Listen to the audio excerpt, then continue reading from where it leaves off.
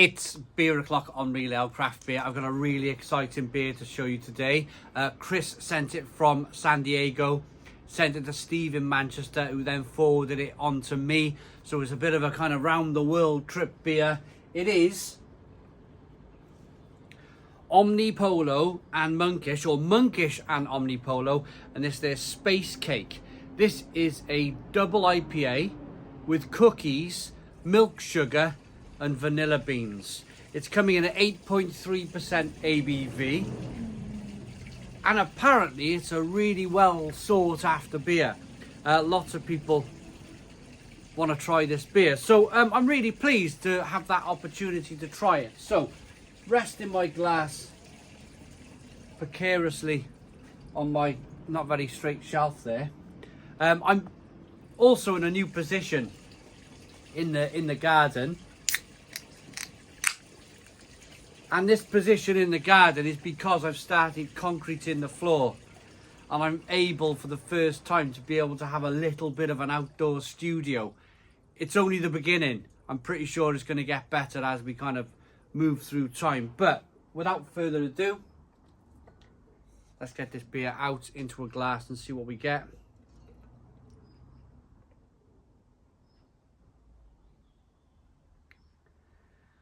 Oh my goodness me, look at this.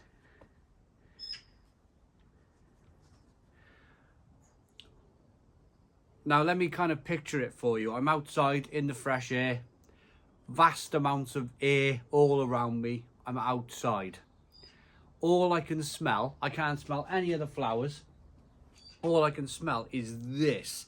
It's tropical, really, really tropical.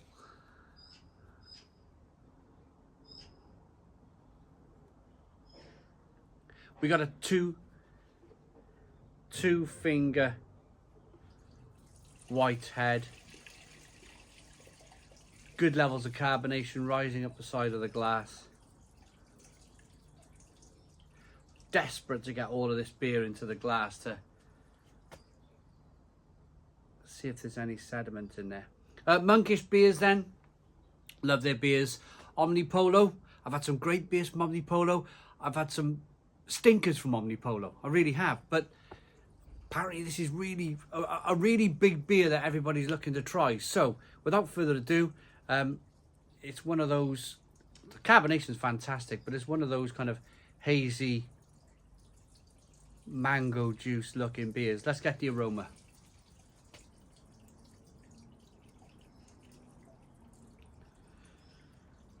Smells amazing.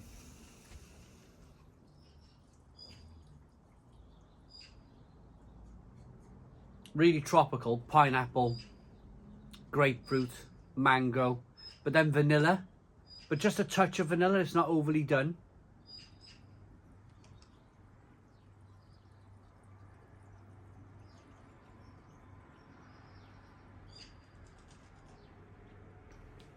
And because it's called cookie on the label of the beer, it's called Space Cookie, you get a little bit of kind of, I don't know if it's my imagination going wild, but you get a little bit of kind of choc chip cookie going on as well.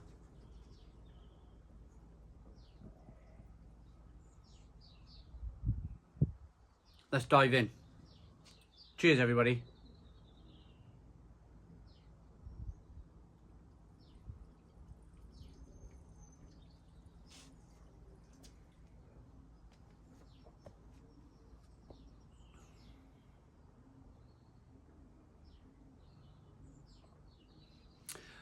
Oh, that is one amazing beer.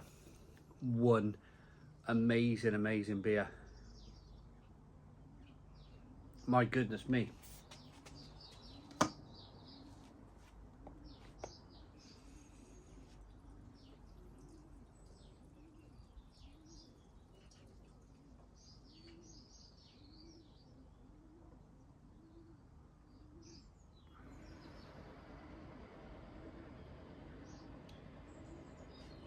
Stone the Crows.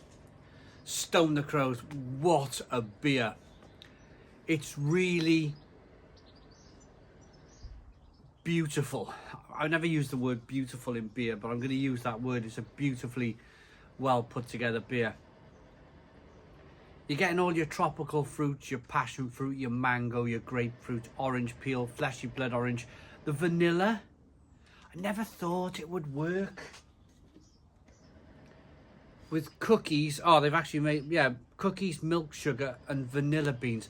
The vanilla's fantastic. The milk sugar, I think the milk sugar, they've not used the word lactose. I think lactose is fast becoming a bit of a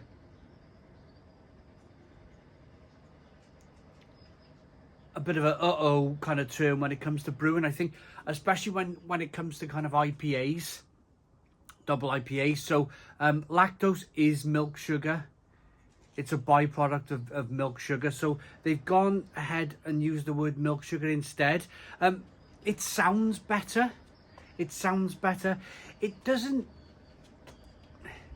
this doesn't feel like a lactosey beer. This could be that, I'm double checking to make sure there's no oats in here, but it could be full of oats as if I was drinking this in a blind taste test.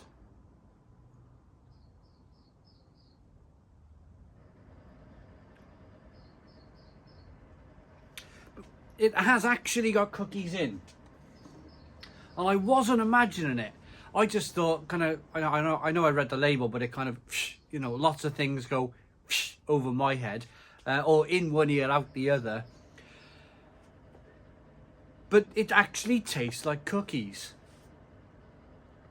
But it's the vanilla and the hoppiness and the passion fruit and the mango and the grapefruit. Let's break it down into what I'm tasting at the beginning, the middle, and then the end.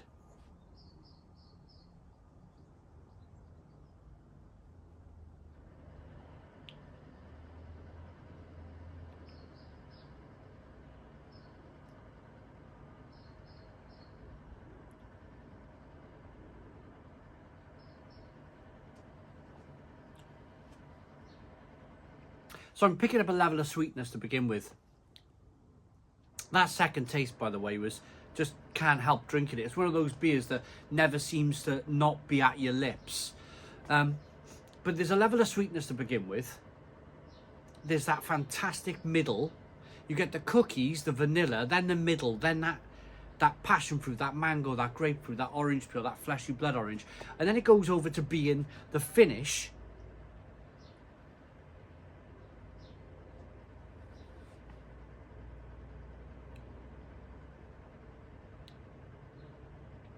The amount of hops in this beer, there is, I mean, if you're going to put a bucket load of hops into a beer, you're going to pick up a little bit of,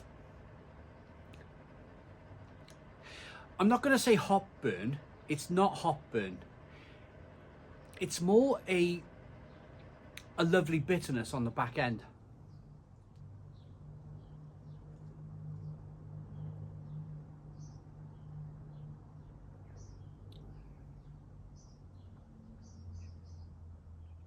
It's rather good. But the mouthfeel is terrific. The mouthfeel is, it's a slipper. It just slips down. It's like wonderfully fantastic.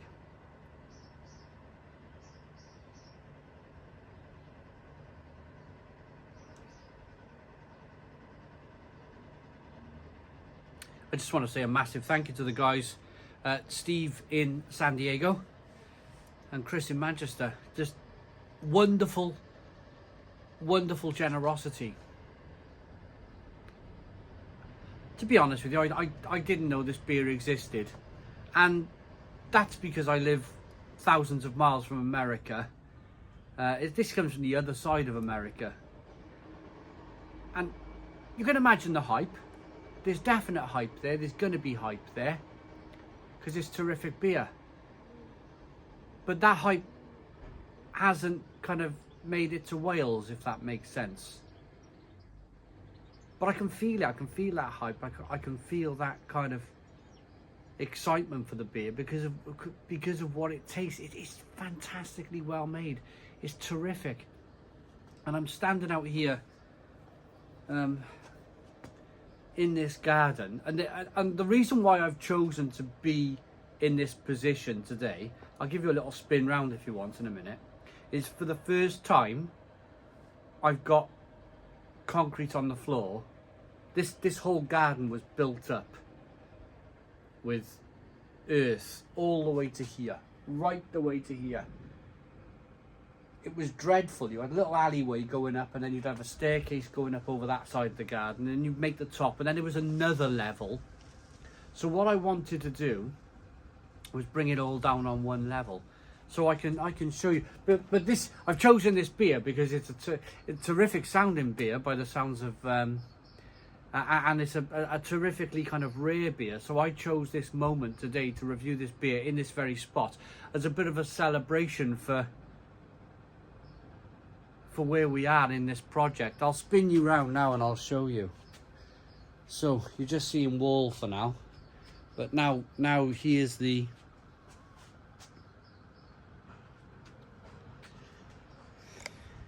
concrete floor that we've been putting down, and you can see this formwork. There's a bit of formwork over there, so that's my next job today, is to concrete that bit. So I'm doing that section, then I'm going to do a section here, and then I'm going to do a section over here. You can see a drain going in over there, because that's phase 2. That ground is going to come out, and I'm going to have a bit of an underground bunker type workshop thing going on. And if I just carry on spinning you around, you can see I've had to do it with cement and sand, hand bagging the cement and sand through the house, and mixing it out here. And then if I spin you around even further, you can see the bar. There's the bar and the house. And then if I spin you around a little bit further, you can see just how far we're underground. So that there, that's the garden wall. When you walk down the lane of the house, you can look over there. You can look over into the garden, because from here, from this point here, all of that is underground. All of that is underground. It's all been dug out, hand dug out by myself. And well, yeah, it's nice to finally stand and have some space and enjoy a beer like this. So cheers everybody. This is a bit of a celebration beer for me for getting this far into this project. It's been really tough, really tough. But I'm going to rate this.